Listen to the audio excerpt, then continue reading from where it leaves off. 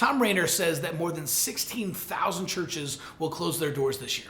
That makes church planning even more important than it has ever been, right? With 16,000 churches closing their doors, we need to be planning new churches and reaching people for Jesus because we have less and less churches that are reaching more and more people. So in this video, we're going to answer the question, what does it mean to plant a church? Coming up.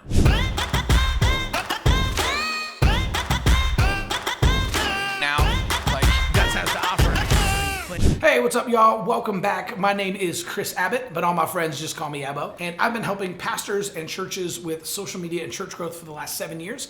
And that's exactly what this channel is dedicated to.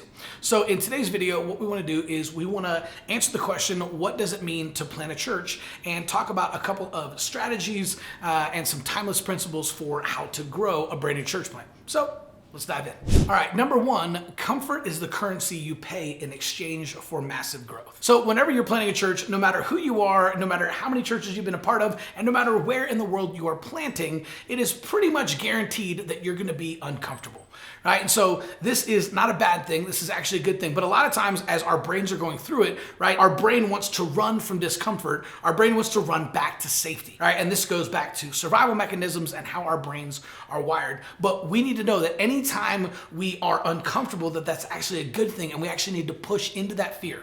Right? So comfort is the currency you pay in exchange for massive growth. So if you want to grow your church, then you have to grow yourself as a leader. And if you want to grow yourself as a leader, you have to put yourself in increasingly uncomfortable positions because it's only at the edge of our ability that we begin to expand our capacity. So what does it mean to grow a church? Well, it means you better get ready to be uncomfortable. All right, number two, not learning how to use social media effectively is like a missionary moving to a country and refusing to learn the language. Now, this is actually one of my favorite quotes from Tom Rainer, and I think it's really important to understand and embrace in this next season of ministry. So we're kind of in this post-pandemic era where obviously things are still flaring up and things are shutting down and opening up and shutting down, right? But this kind of new normal, right, this new digital era has basically changed the world forever, where we're basically not going back to in-person services. From here on out, basically forever, in my opinion, we're gonna have kind of a hybrid version of church, basically forever, right? So now you're always going to have your online campus and you're going to have your in-person campus.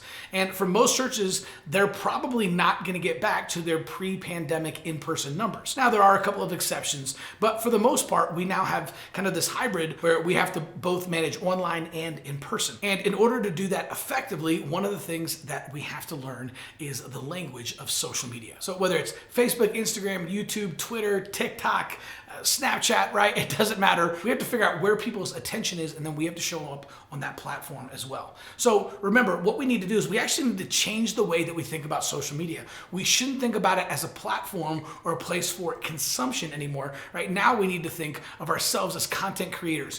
What can we do on that platform in order to reach more people for Jesus? So regardless of your personal feelings towards Snapchat or TikTok or Twitter or Facebook or Instagram, right? How can you use those platforms to reach more people for Jesus? I mean, there's 2.7 billion people on Facebook. There's another 1 billion on Instagram. There's 2 billion on YouTube, right? That makes social media the single largest missions field that the church has ever seen. So we have to start flipping the way that we view social media, and we have to look at it not as a way to kill time or have fun or even get the message out about our church. We have to look at it as a missions field, and we have to show up there, do digital ministry, and then invite people to church. But it's all about building a relationship. All right, number three, people don't care that your dog died, they care that their dog died.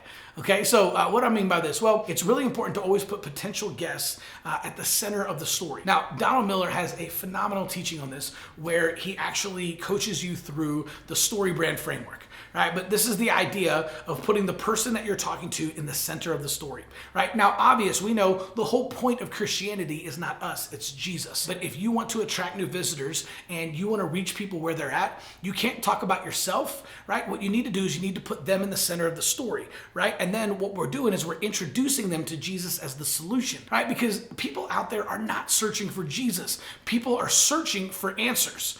right? Now, the answers to the questions that they have is Jesus, but they don't know that. So we can't start with Jesus. We have to actually start with their problems, right? So maybe it's that they need a new marriage. Maybe it's that they're struggling to find their purpose. Maybe they're trying to find meaning, right? Maybe they're trying to just get out of survival mode. We have to be able to put them in the center of the story, right? Basically what we want to do is we want to make them Luke Skywalker, and we want to position ourselves as Yoda, right? We're the ones with the answer. We can lead them to Jesus, right? But if we talk about ourselves and our church and how long we've been there and everything about that, they're not going to listen. We actually have to put them at the center of the story. They become Luke Skywalker, and then we become the trusted guide. We become Yoda, and then we can show them that the answers they're searching for are all found in Jesus. All right, so before I get to my last couple of points, I want to hear from you. What do you like about some of the points in this video? Is there something that I'm leaving out? Have I forgotten a couple of things? Right, make sure to put it in the comments below. If you have any questions about any of these things, let me know as well. I promise to read every single one and to personally answer any questions that you have down in the comments below. All right, number 4, if you say more than one thing, then you say nothing at all.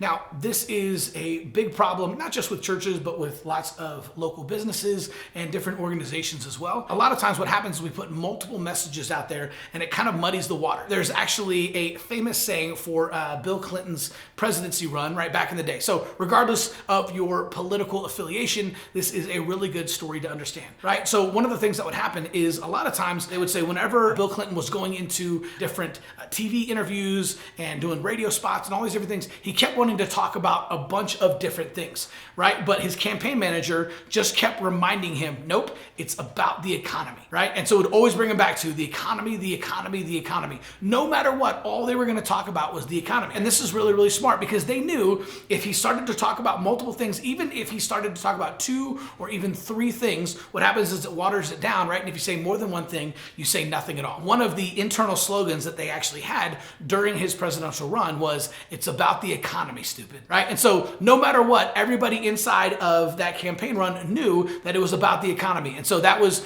what they focused everything on. And that's how they won the election, is because they would just remind themselves over and over and over, it's about the economy, stupid. This is exactly what Trump did as well when he won in 2020. He just kept coming back to make America great again, make America great again, make America great again. And when you stick with one thing, right, you get that message through. But if you try to say more than one thing, you say nothing at all. So whenever you're creating Facebook ads or any type of marketing or invite cards, right, you just want to say one thing, right? And I personally think that one thing should be plan your visit now, right? If everything is about plan your visit now, right? Hey, what's up? My name is Pastor Chris, and we just started a brand new church right here in Tulsa, Oklahoma. And man, I want to invite you to plan a visit this Sunday, right? Man, when you plan a visit, we'll meet you at the front door. We'll help you get your kids checked into kids church. We'll give you a tour of the building. We'll save seats for you in service. Man, the bottom line is, man, we'll treat you like family. We want to take care of you. We want to meet you. So make sure to hit that plan your visit button, plan your visit now, and we can't wait to meet you on Sunday morning. Right? That's how you're keeping everything about one thing.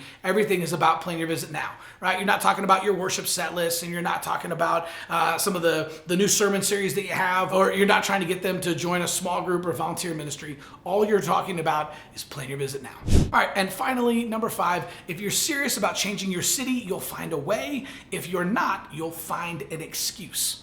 Now, if you are planting a church, right, and you're committing to being uncomfortable, to growing yourself as a leader, right, to reaching people where they are and furthering the message of Jesus, then you have to be serious about changing your city, right? Because if you're committed no matter what to changing your city, you're going to find a way to get it done. But if you're not, you'll find an excuse. And this is true of anything in life. In fact, my pastor always says that his definition of commitment is walking into a room with no exits.